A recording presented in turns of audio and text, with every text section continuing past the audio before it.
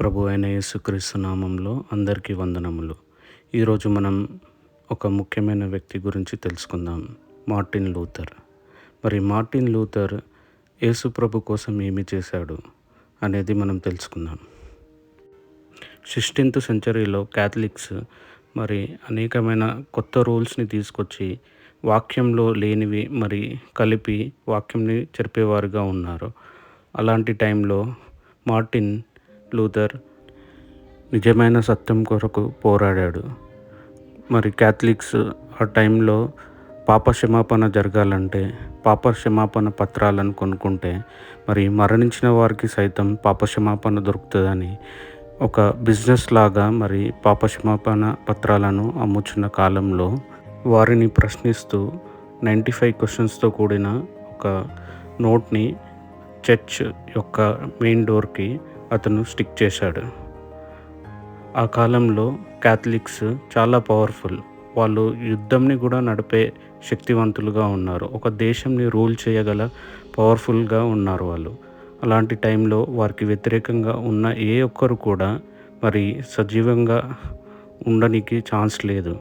అలాంటి టైంలో తన ప్రాణంను సైతం లెక్క చేయకుండా మరి సత్యము ప్రతి ఒక్కరూ తెలుసుకోవాలని మార్టిన్ లూథర్ ప్రతి సామాన్యునికి బైబిల్ అందుబాటులో ఉండాలని, తమ సొంత లాంగ్వేజ్లో బైబిల్ ప్రతి ఒక్కరు చదవాలని మరి జర్మనీ తన మాతృభాష అయిన జర్మనీలో బైబిల్ని ట్రాన్స్లేట్ చేసి ప్రతి ఒక్కరికి బైబిల్ అందుబాటులోకి తీసుకొచ్చాడు.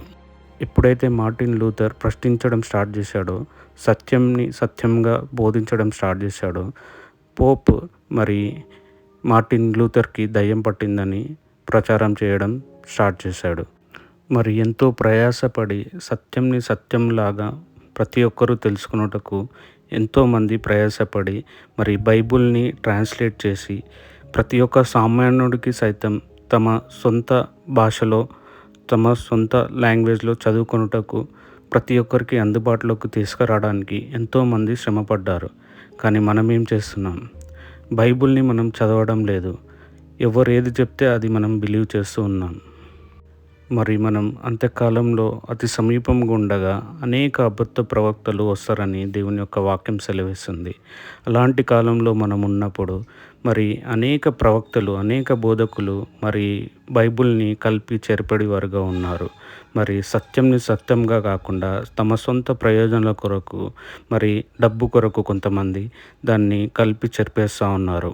ఆ కాలంలో బైబిల్ ప్రతి ఒక్కరికి అందుబాటులో లేదు, మరియు ప్రతి ఒక్కరు చదువుకున్న వారుగా లేరు.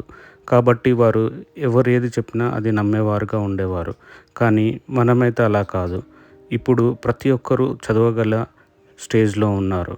అయినను మరి మనం బైబిల్ని చదవం, కానీ ఎవరైతే బైబిల్ని బోధిస్తుంటారో వారు ఏది చెప్తే అది మనము విని నమ్మేవారుగా ఉన్నాము.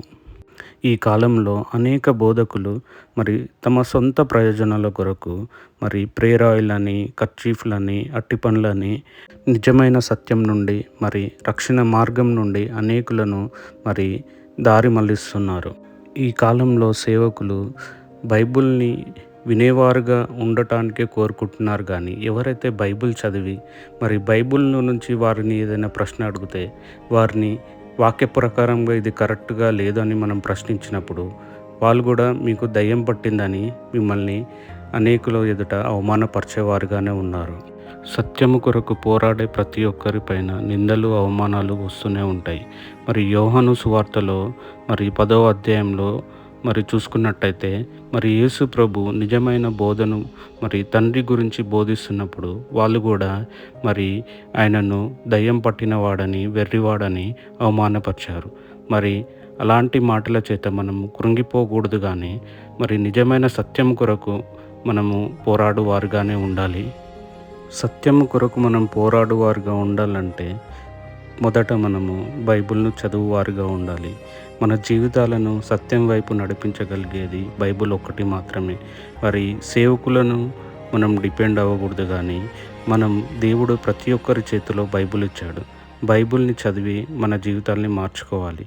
మరి ఒక్కొక్కరు ఒక్కొక్క విధంగా బోధిస్తున్నప్పటికీ మన నిజమైన తండ్రి పైన ఆధారపడి ఎప్పుడైతే మనం బైబిల్ చదవడం స్టార్ట్ చేస్తామో, మరి తండ్రి మనకు తేటగా ప్రతి ఒక్కటి వివరించి మనకు బోధిస్తాడు.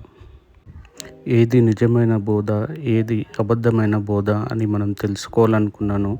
మరి మనం బైబిల్ చదివితేనే అది మనకు తెలుస్తుంది. కాబట్టి ప్రతి ఒక్కరు బైబిల్ చదివి నిజంను నిజంగా తెలుసుకునేలాగున దేవుడు ప్రతి ఒక్కరిని ఆశీర్వదించునుగాక. ఆమేన్.